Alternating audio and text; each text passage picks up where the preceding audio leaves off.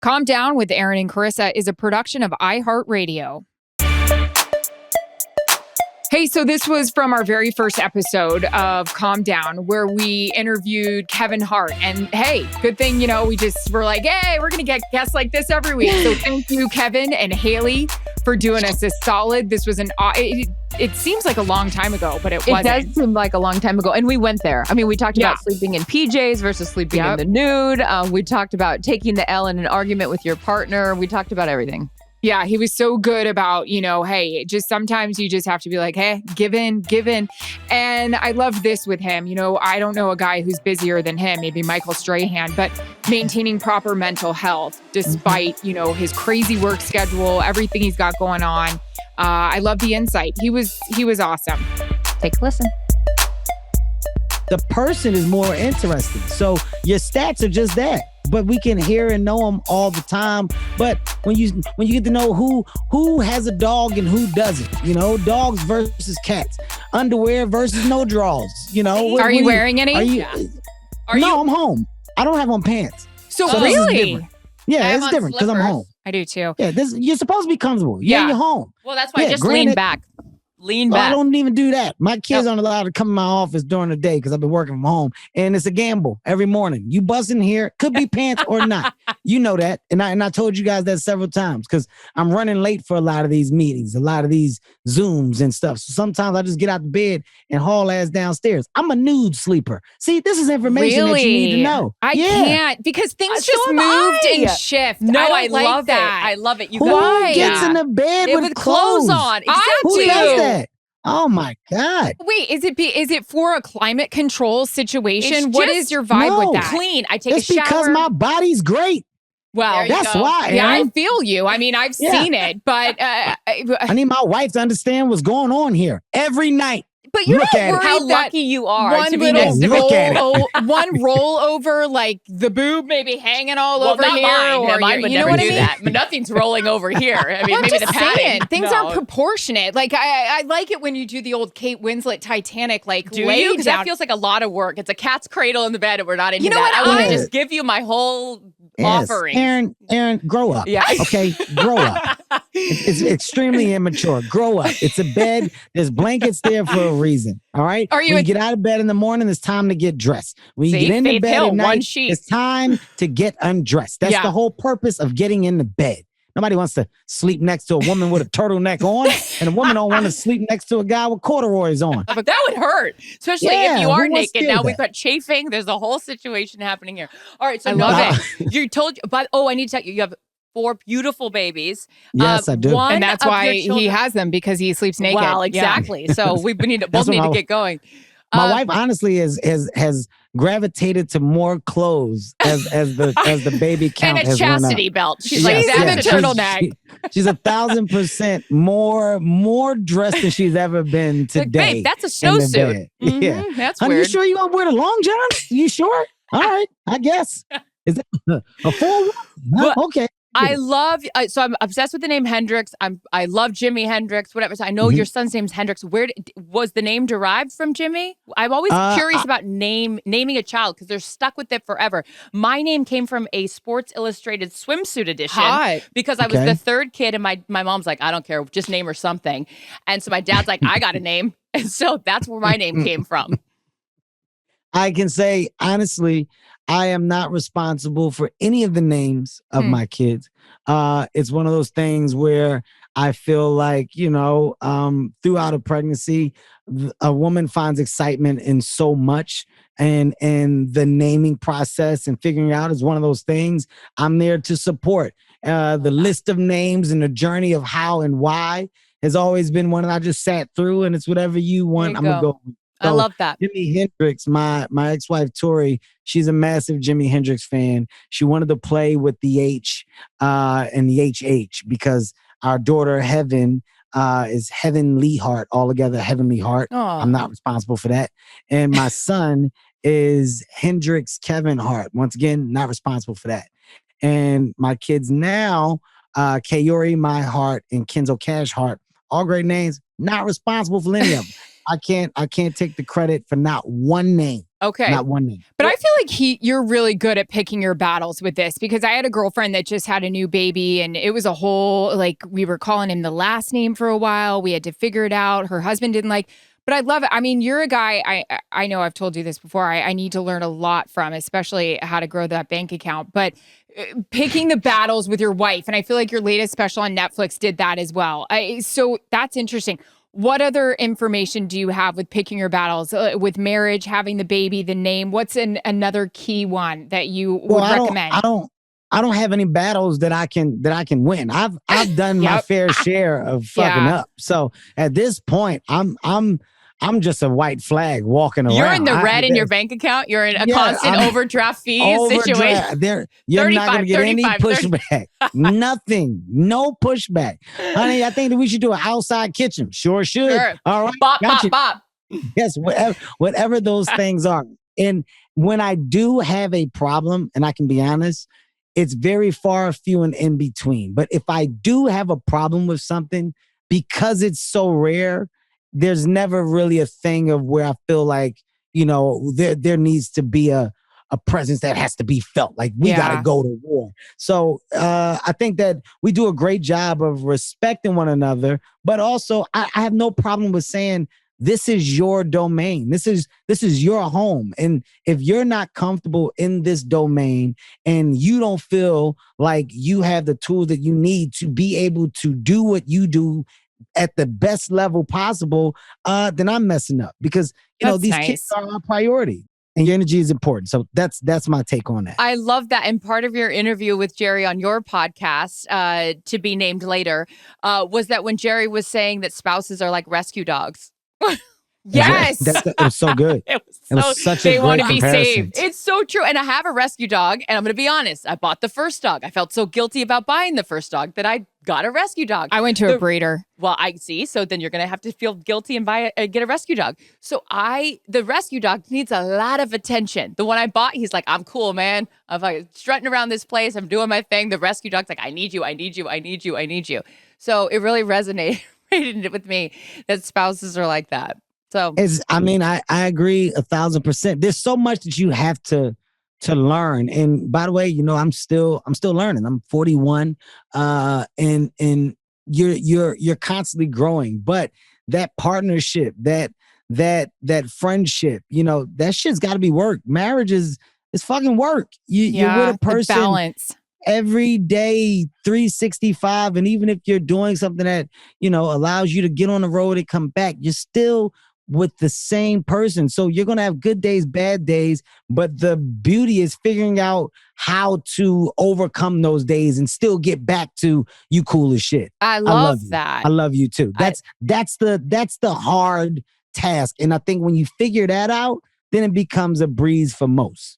Well, I'm on my second marriage. This one just happened a month ago, so I'm new to the game. Congratulations. Thank you, sir. You would have known that had I been allowed to interview Haley again with the Heisman. I want to know about having another baby at 41, because I'm older than you and I didn't know that. The fun facts there. 42, haven't had a kid, need to work on it. Obviously, I need to get off the road and get into it. No, you need to get naked in bed, apparently, is what's happening. Yeah, there's a lot more to it than that, but we'll get into that. Stonewashed jeans, that's why. Apparently, marble. I mean, marble countertop. Those high-waisted jeans. But what is it like having I know you have several kids, but now another baby at 41, especially when you're just so, I feel like, accustomed to your life, set in your ways. Mm-hmm. Help. I can say right now, the funniest thing for me and my wife are. Please tell me you're flagging her in right now. Yes, this is her. I knew it. I saw the move. Come on here. Well, by the way, she's not flagging. She's not like coming in a room to check on me because it's an amazing time. She just has no respect for what I do. Does she have pants on? Yeah, I hope not, because she's hot. Your wife is really hot. Just poke your head in and say hi. Just poke your head in. I want some of that Fabletics gear. And this is how you'll be able to, like, this is what you'll see that I'm really telling the truth, because I'll say it in front of her. We laugh so much now looking at what we used to be. Like me and my wife, we were road warriors at one point. It was, hey, babe, let's go. We're out. We're restaurants. We're lounges. We're clubs. We're on a plane.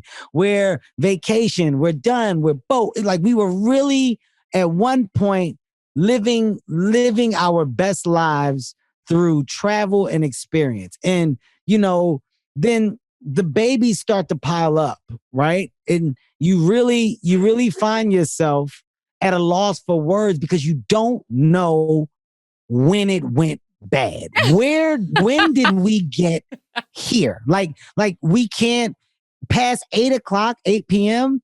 There's a weird thing of who falls asleep first. And the changing of the guard is now. Like my wife forever fell asleep on me when I was in those stages. When I was a rabbit, I used to get mad. God damn, like you go to sleep, you going to sleep so fast. Like 8:30, you knocked out. And now she's built up this schedule. Her bedtime is a little later. My wife can push till 9:30, which is absurd, by the way. Party. 9:30, 9:45, and it's almost as if you're on drugs. I don't know how she stays up this late. I don't know what she's doing.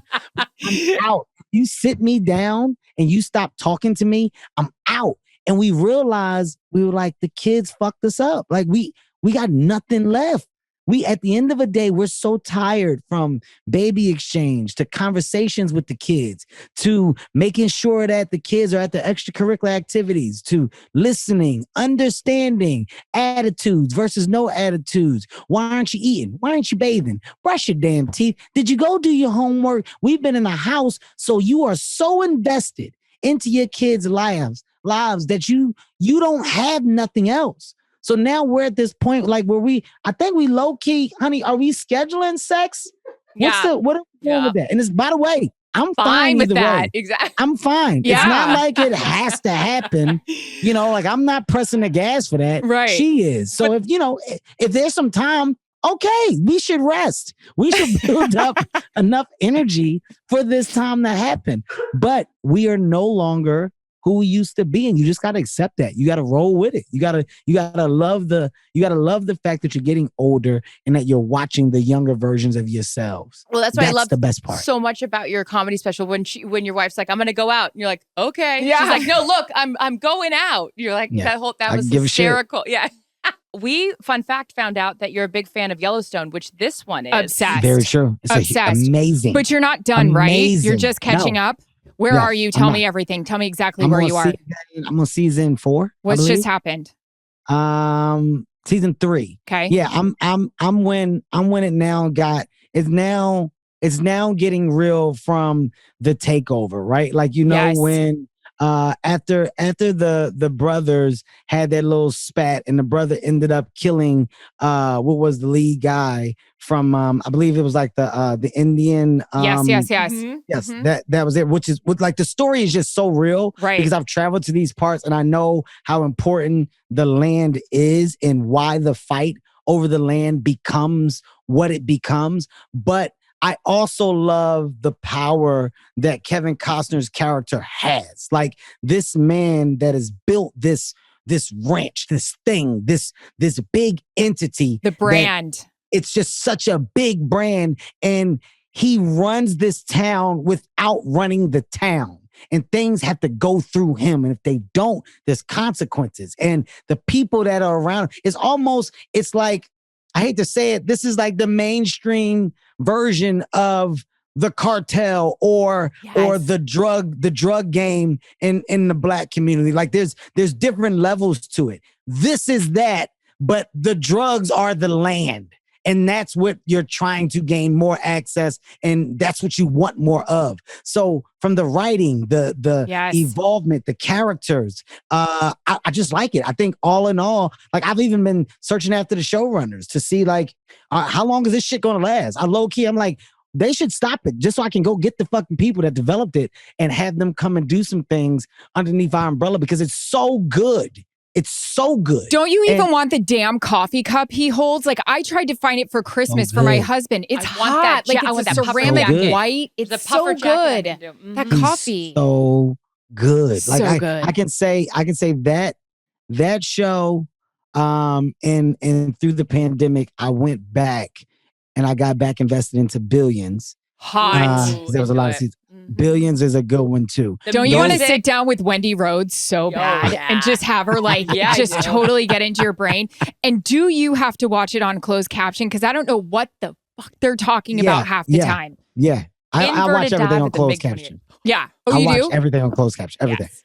Everything has a closed caption on it. And I'm more into the TV just because, there's just time to watch, time to really invest and just be a fan of great story evolvement. That's what I like. How much do you love Beth on Yellowstone? Stop it. What do you mean? How much I love Beth? She's probably, I say Badass. Kevin Costner did her character. Second best character, in my opinion. Mhm. Team you say? Jamie or Team Casey? Casey. Casey. Oh, so hot. Yes. Yeah. Yeah. Yeah. Oh, no Casey. one who likes Jamie. Who's the person Yeah. that likes He's Jamie? disgusting. No, he's Anyways, I want to be an extra on that show so bad. I want to be a barrel girl. I'll do anything to be on that Wow, show and you get wanna that live in the brand. bunker? Who cares? Why would you say about Yeah. there's so many opportunities? I bet if they knew that, they would easily implement you in that show. Gotta They be would honest, I put easily it out do there. No one cares. Would you- They don't give a shit.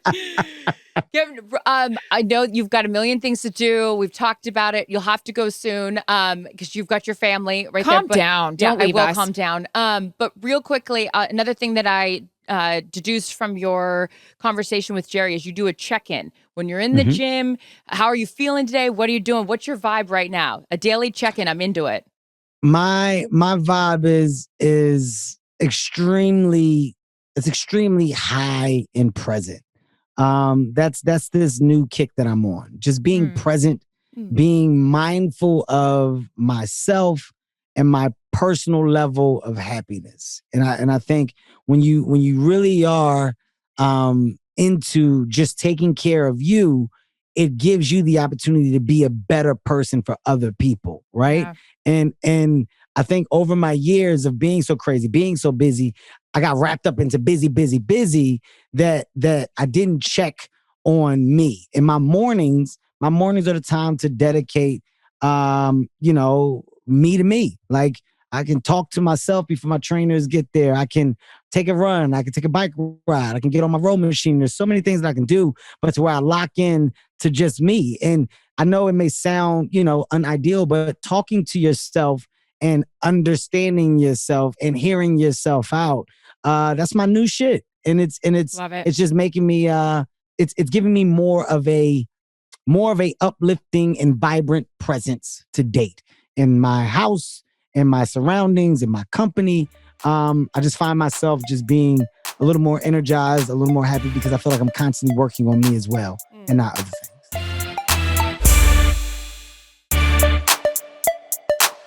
Another really fun episode for us, Erin. As you know, Brian Baumgartner, Kevin from The Office. He was so awesome telling us about why The Office is just as popular today as it was a decade ago. He also told a really funny story about how no one knew who they were and his first time at the Golden Globes and a bunch of other things that we love. Yeah. I loved how I think they were hammered, right? At some point, at some party or whatever. I mean, we can all relate ballet to where to that. park. Yeah. That was great. Yeah. Going to our first Emmys together, which was like, we really were the Beverly Hillbillies. I mean, I told this story.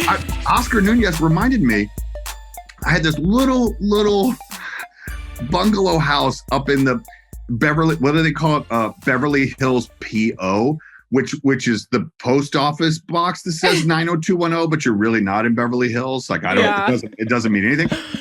And that was I was the closest house to the Beverly Hilton for the Golden Globes. It was, he was reminding me, it was like, we showed up at the Golden Globes the first time when Steve actually won in a Honda Civic. We pulled up to the front door. Amazing. Me, David Denman, who played Roy, and Oscar Nunez, and maybe one more. And it was like, we were like, where do we park? They're like, you can't park? What are you talking about? There's no parking here. And we were, and like David Denman went and valeted at Trader Vic's or something around at the Starbucks and walked 2 hour back. limit. Yeah.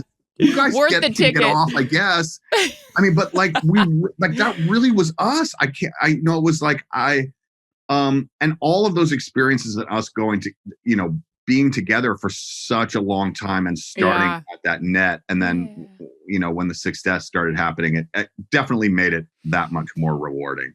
The Globes is where everybody gets hammered, right? That's that. Yeah. So That is you true. show up in a Honda Civic. I mean, come on. What do you remember? Did you guys just say, let's go for it? This is like our night out. 100%. Well, and this tells you even more was that year, and this was all sort of the turning point of the show. Actually, in a lot of ways, this was midway. So it would like January, end of December, which would have been our second season. We were like struggling to stay on the air, and really, we were dead like 4 times before that. We weren't going to go, and then 40-Year-Old Virgin came out, and suddenly right before that, we had the first Christmas episode we did, which was the first time we went above 10 million viewers on a Thursday. Wow. Oh, that's kind of a big number. And Steve was nominated for a Golden Globe. The show wasn't nominated. And we watched, this is part of it.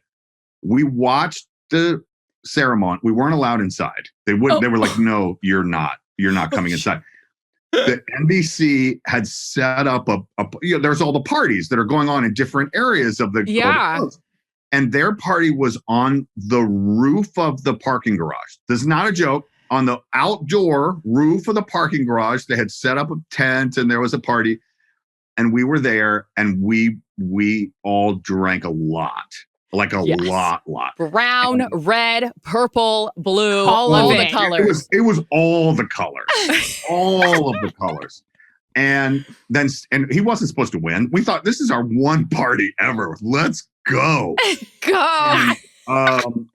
And then Steve won. And that night, that's just one of those nights. Like, I didn't even win any. None of us won anything. Steve won, but he showed up afterward, and we like tackled him. And I mean, it was a crazy, crazy night. And one of my favorite pictures of us, and you could look it up. There was, and I noticed recently because I told this story to someone. I was reminding someone. I think it was Jenna Fisher on the podcast. I went and looked at the picture, and I was like, "Oh, you can't see it," but they had like the gigantic like chocolate fondue, fountain. The Yes. fountains. Mm-hmm. And I, of course, tried some. Dripped it right down the shirt. Just all the way right down the shirt. And anyway, there was like I think it's a TV guide, like photo booth thing that they have. And Steve came up. He had won, and it was like, I will never forget that night. And we all crammed. Oh, there was like 20 of us crammed into the little photo booth, and with the chocolate on my thing. But I realized that in the photo, at least I kind of turned. So yeah, I'm like a side view, so you can't actually see. That's amazing. What an idiot You mentioned that was a turning point for you guys. And prior to that, now hard to believe that you were struggling to even stay on air. For you, was there a moment, Brian, where all of a sudden you realize I can't go to the coffee shop, to the restaurant, to like, oh, this thing is big now. I'm here, and the Honda Civic is no longer allowed. I can't at the drink front all door. the colors in the color. public Well, anymore. that we'd still do. Get back in the Honda Civic. Of course, I never would have done that. It was gradual, I think, for us because, early on, we were struggling and truly believed that we would be canceled. There was something that was happening even early on that kind of gave us pause. We didn't talk about it so much, but, this was back, 15 years ago, whatever. And Nielsen ratings, that was the big thing, right? Yeah. They're little boxes. Have you ever met anyone with a Nielsen box? This always plagues me. Who's got the box? That's Where's the box? Where's the box? Where is this said box?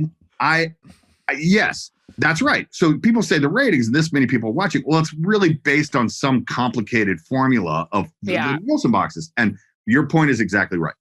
That we sort of started having some anecdotal evidence like college. And we sort of went, no one in college in a dorm has a Nielsen box. Like no one is sort of calculating that. I think in sports, actually, it works very similarly in a way. Like there's sometimes something becomes kind of culty or everyone's talking about it, but it's not reflected in that way. I think that was kind of starting to happen a little bit. This is actually a true crimes podcast. We've exposed the Nielsen box ratings. Mystery has been solved. There is no Nielsen box. That's cereal. Right. That's right. But I'll tell you, so it was definitely gradual. And let's be honest, at the very least, I have a distinctive head. Let's just put it that way. And so there were times, actually my favorite story that I have not told in a really long time, but I was shooting a movie with someone afterward, and John Krasinski, my co-star, was in the movie, and Mandy Moore was in the movie. And we were in Canada, and we were shooting at a sushi place. I mean, this is a long time ago, but still, they were John Krasinski, and that was Mandy Moore. And we had like 3 people come up to the table to ask me to take a picture, and they're sitting right there. They're sitting right. No, it's like no one sees them. So that happens for me. But the crazy thing is, which wasn't your question, is that now the show and really the reason, the idea about doing the podcast now was based on, and it's funny, we talked about it in like a true crime way. I said, I want to do the podcast like it's a true crime. And the question is this: why is this show now that we haven't shot in 7 years? Why is it bigger now? Yeah. Why? On the air. And why is it now not just bigger than that? It's the most watched show in television right now. Mm-hmm. Like new shows, the Stranger Things, all the like hot new stuff. More people are consuming and watching the show now. And so it's like, why? And what's the answer is I don't really know. But I think that at least the smartest thing that I figured out is that when we were on set, this was early on when we were struggling. There was some stat that kept going around, and I don't remember what the number was, but it was something like 200 million people in America work in an office. So if we can get 10% of those people to watch, or 5% of those people to watch, like we're good, like we're great. Yeah. And I think that what we didn't realize was at the time and through today, that we were building a show, sure, that was about that, but the parallel between an unreasonable boss who makes you do unreasonable things with a group of people that you're not choosing to be with, how well that translates to an unreasonable teacher who makes you do unreasonable assignments, sitting next to people you may not choose to sit next to for year after year after year after year, and how the archetypes of the characters are so universal that sort of shared experience of being a group of people against an unreasonable authority figure, how well that translates. And I think really that's the smartest answer for, I think, because now it's like 12-year-olds, 13-year-olds. You brought up Cam. I mean, I'm talking to 12-year-olds now, and it's like, why are you watching sexual harassment episode? That is definitely not. When the blow-up doll comes in, you should not. Where are your parents? I'm going to tell you why I think it's so successful as a viewer and incredible supporter is because you guys say what we're now not allowed to say in any situation. And I used to work in human resources, which I had zero business working in human resources. I would get drunk on my lunch break. But it's this idea that you can't do those things, but you guys would do them. And so, and also like breaking that. I'm in TV and is it the fourth wall? I don't know what wall it is. Any wall that you broke and being able to look into the camera and have those testimonial moments and say all the things, like that's just the hilarity for me is doing and saying things that we're not supposed to be saying or doing. Yeah. Well, Charissa, that really, I mean, this boggles to talk exactly about what you're talking about, like how crazy society and the world has become. And even then, you know, and by the way, this is all positive. Don't cancel me here. But we eventually had to do sexual harassment seminars, right? Like at NBC Universal, we were required to do sexual harassment seminars. As a cast? The whole cast? Oh, yeah. Oh my God. Were you guys in character? As a crew, as a whole. No, everyone to do. And it was like, 90 minutes, 2 hours. And it was once a year. We had to do the thing, sit there and sign in and all the stuff. And no joke, the HR reps, which maybe it was you, who came in and they showed the videos, They were showing videos from our show about with the red-haired girl. The red-haired girl. Yes, they're showing us videos of what we can't do. Amazing. And it's like, what and no one would say like, okay, this is ridiculous. And finishing up some of our highlights of guests that we've had so far this year on the Calm Down podcast, Pat McAfee. Everyone loves him. Everyone knows him. And we just talked about anything and everything. His wife's awesome charities and also leaving the NFL. There's some great Peyton Manning stories in this episode as well. When he became an entrepreneur at the young age of 5, selling cigarettes. I mean, it was unbelievable. This guy, my face hurt so bad talking to him, just from smiling so much. T's and P's, how you can use that phrase anywhere. This one was a must listen, because we got accepted into the Pat McAfee fan club. Like, they loved us. That's an honor. After that. So please listen to this one, have a laugh, get ready for your face to hurt, and enjoy. When did you know that you were going to be good at this whole TV, hosting, radio, all of it? Well, that's very nice of you. I'm not 100% sure that there are some days where I sound like an absolute stooge when I'm talking. No, you don't. Hey, Erin, I get myself, and I don't know if this happens to you guys because you're so professional. Our show is not blocked out. Right? There's ideas of potential things that we could talk about. And the boys, that's why the boys are so talented. They can just keep up with whatever, right? And it's basically just the diaries of almost like a madman while I'm doing the show. And there's sometimes where I get lost. I mean, I'm deep into something. I'm like, oh, how did I get here? How the hell do I get out of here? But I've always enjoyed conversation. I think I've always been incredibly curious too. I think naturally I'm a very curious person. And I'm also like one of the most basic humans of all time. If I like something, there's a really good chance that a lot of people like it. If I think something tastes good, there's a really good chance that a lot of people enjoy the taste of it as well. So I'm like incredibly lucky. I'm incredibly curious. I like to think of myself as not that intelligent, but I'm pretty observant. And my memory is pretty solid. So you kind of piece all those things together. I still remember what it's like to be a fan of people that talk and listen and shows and things like that. Yeah. I feel like I'm trying to talk to my friends whenever I'm on the show because my friends and I are a dumb group of people. So you have to explain a lot of things. No, you're not. But it's one of those things where I've been very, very lucky for the experiences, what I'm potentially good at. And I'm very, very lucky. But I appreciate that compliment coming from you and you, Erin, because you guys are two of the goats in this whole thing. Yeah, you're very sweet. We're just old, but it's just wind That's you up and let you rip. Tom Brady is made looking old damn good. I'm over that old shit. I don't care anymore. Erin, you killed us. I thought I gave you a great intro too. Charissa, I don't know if you heard it. I gave Erin. Oh God. Erin doesn't want to be under the spotlight. She's good in it, but she doesn't like it. I like it. I'm like, do we have anything else? Do we have any more time for some intros? Hey, by the way, speaking of some stat lines on one another, you're May 2nd. We're May 4th. We need to have a joint birthday party, Cinco de Mayo style. We have the same birthday. You're on the 2nd. I think we need to make this happen. Sponsored by Don Julio. Yeah. Hey, I'm in. Hey, 42 on it. Hey, I'm sorry I missed all your guys' birthdays, by the way. I've been celebrating mine so hard. Like by the time May 4th comes, I'm normally passed out. Happy birthday. I missed a lot of them. We were going to talk to you about that. Yeah.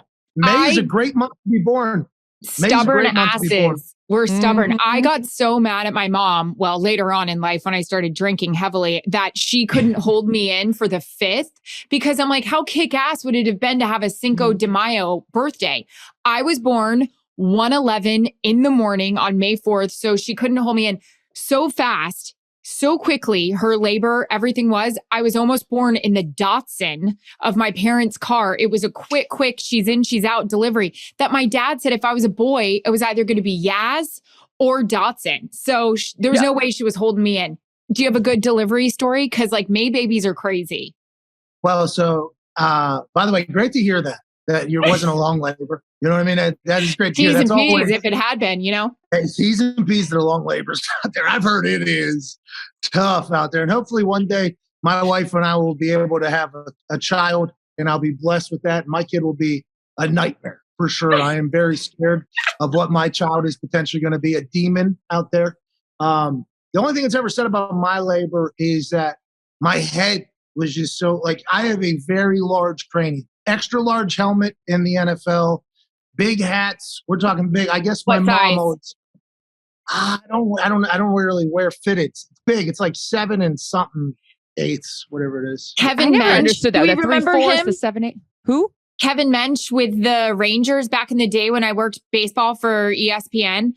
He was like a 7.5. It was like one of the biggest heads out there. Yeah. Large cranium on me. And my mom says that it's been this way since birth. So it's never talked about in a glowing light, my birth. It's always like when I came into the world, it's always like, hey, that was a painful day and everything changed that day, but it's great. I love my parents. I was born in McGee's Women's Hospital in Pittsburgh. Of course. I think it Sally. came out of Is it your nowhere. mom's name, Sally? Yeah, Sally's an angel, man. Sally Cutie. What a great name. Like Sally, Erin and I love the movie Steel Magnolias, and I just immediately think of Sally Fields. And any woman named Sally is just a sweet little angel. Well, Sally Ann McAfee, I mean, she is a sweet little angel, but she does hold grudges. I mean, she you want to get into hate it? some people. Huh? No, I'm just teasing. I said, do you want to get into it? I Your want to hear childhood? what's her biggest grudge she holds against you besides the size of your head. Well, against me, I don't know. Me and my mom are good. We have been good for like the last 15 years. You know, there was a time there though where we hated each other. She hated me. I was very hateable. I understand that as I was trying to go through my entire high school life and existence. But were you a bad kid? Really Why? Were you like a partier, or were you rebelled, or you just, questioned authority? Why were you bad? Yeah, me and authority, not really necessarily the greatest. My peers always seemed to like me.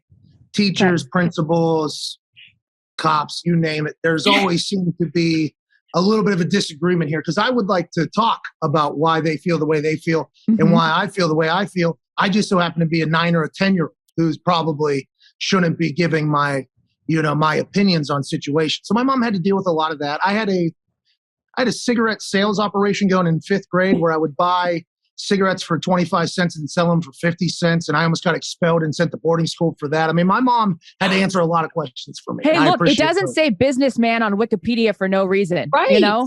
How do you think this guy's buying a plane already? Yeah, Bitch was selling cigarettes at age 5. So my mom, I don't know how old you are in 5th grade. How old is that? Is that I in don't there? know. I think you're like 12. Yeah. Right? Because, or 11, 12. Because junior high, you start like 13, 14. I don't know. What do I know? I wanted extras. I just wanted extras. There was this grape juice that came in this little, I forget what it was. It tasted great. It was like 50 cents though. And it was an extra on top of lunch. And my parents didn't make a lot of money, obviously, like a lot of people. And I didn't want to ask them for the extras every day because the lunch price was here's a buck. And I wanted extras. Everybody was eating it. So I started hustling and I started selling cigarettes for like 25 cents a pop. I get 50 cents in return. And I was selling everybody. Seniors in high school all the way down to 6th graders. I was moving and so much so that I had a full carton. I actually moved all the way up to like a carton. I had a pretty good operation going. And then somebody ratted me out and snitches get stitches. But Sally went in there and said, isn't this a good thing though? Like, shouldn't we be potentially looking at the bright side of this? She had to go to bat for me, but not everybody felt that way. So I love my mom.